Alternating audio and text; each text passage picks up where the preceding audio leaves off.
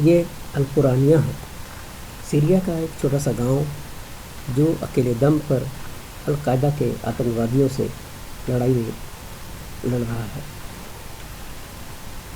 Syria के इस गांव में आसपास के बॉर्डर डिस्ट्रिक्ट से और आबादी से हथियारों की खेप पहुंचती है और अल-कायदा के आतंकवादी घुसपैठिए बनकर इस गांव के रास्ते सीरिया के बाकी हिस्सों में पहुंचते हैं।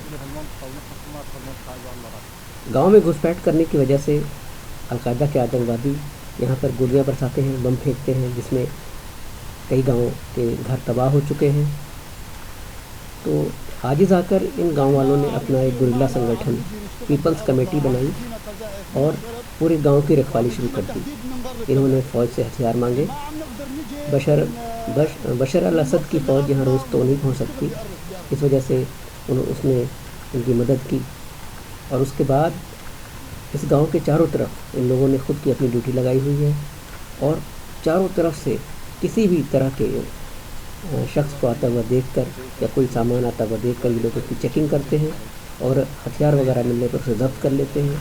या अल-कायदा का कोई विद्रोही अगर मिलता है या अल-कायदा का कोई आतंकवादी मिलता है तो उसे पकड़ कर फ़ौज के हवाले कर देते हैं। कई बार इनको गोलियां भी चलानी पड़ती हैं, जिसमें कई आतंकवादी अभी तक मारे जा चुके हैं। ये अकेला गाँव अल-कायदा के ख़िलाफ़ इसने जिहाद छेड़ दिया है।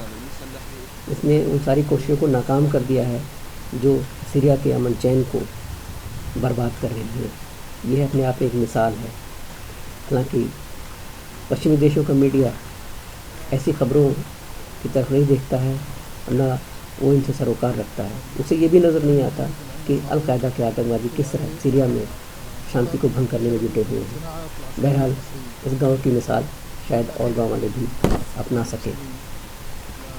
मुजाहिदीन हम फी सूरिया।